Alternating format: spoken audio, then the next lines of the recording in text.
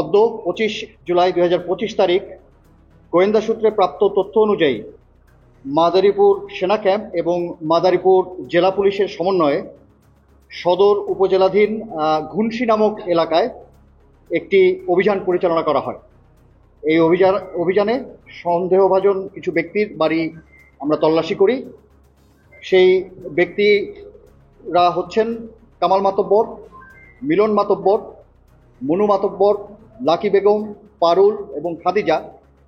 তাদের এই বাসস্থান আমরা তল্লাশি করে সেখান থেকে একটি 7.65 মিলিমিটার পিস্তল চাইনিজ, একটি 7.65 মিলিমিটার পিস্তলের ম্যাগাজিন, সাথে 5 রাউন্ড 7.65 মিলিমিটার পিস্তলের অ্যামুনেশন, একটি বিদেশি এয়ার গান এবং সাথে এয়ার গানের 120টির মতো প্যালেটস, একটি 303 কাটা রাইফেল, একটি বেসবল ব্যাট, দুটি স্টিলের গিয়ার চাকু, দুটি চাইনিজ কোরাল, 7টি রামদা, একটি বল্লম, 18টি ট্যাটা, এক পুড়িয়া গাঁজা, একটি বড় টর্চ লাইট,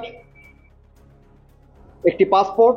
দীর্ঘস্থায়ী এবং ট্যাম্প মুক্ত বাড়ির জন্য সিগমা কেমিক্যালের রয়েছে কংক্রিটে পানি প্রদানে বাধা দিতে ওয়াটার পিলার, দ্রুত চমট বাঁধানো ও শক্তিশালী কংক্রিটের জন্য ইউকন, রডের মরিচা দূর করতে রাস্ট ক্লিনার, ছাদের তাপ ও ড্যাম্প প্রতিরোধে হিট বন্ড, কংক্রিটের ছোট বড় যে কোনো ধরনের লিকেজ বন্ধ করতে লিক বন্ড এবং প্লাস্টার, এবং কংক্রিটের লবণাক্ততা রোধে সল্ট প্লাস্ট সহ সকল ধরনের construction chemical. Sigma chemical private limited, নির্মাণে নির্ভরতার প্রতীক।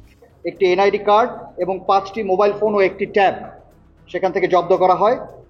উদ্ধারকৃত অস্ত্র এবং মালামাল সমূহ এবং আটক ব্যক্তিগণকে আমরা মাদারীপুর থানায় সোপর্দ করব এবং তারপরে তাদের বিরুদ্ধে আইনি প্রক্রিয়ার কার্যক্রম শুরু হবে।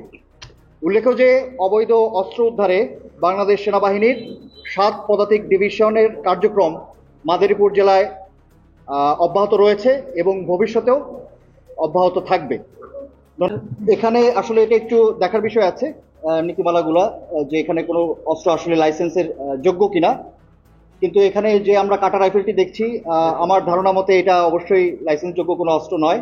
যে 7.65 মিলিমিটার পিস্তলটি আমি দেখছি, এটা একটু দেখার বিষয়, এটা নন প্রহিবিটেড বোর্ডের মধ্যে পড়ে কিনা। তদুপরি তাদের কাছ থেকে কোনো লাইসেন্স আমরা পাইনি, তার মানে এটা অবৈধভাবেই হয়তো তাদের কাছে ছিল।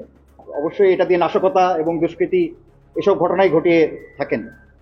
আমাদের কাছে আরও তথ্য আছে বিভিন্ন জায়গায় অস্ত্রের ব্যাপারে। এই বিষয়ে আমি আবারও বলছি যে 7 পদাতিক ডিভিশন এর তত্ত্বাবধানে আমরা মাদারীপুর আর্মি ক্যাম্প আরও জোরদার অভিযান আমরা অব্যাহত রেখেছি এবং ভবিষ্যতেও আপনারা দেখবেন আমাদের এই অভিযান চলমান থাকবে এবং বিভিন্ন জায়গা থেকে আমরা এই ধরনের অবৈধ অস্ত্র উদ্ধার করার প্রচেষ্টা চালিয়ে যাব।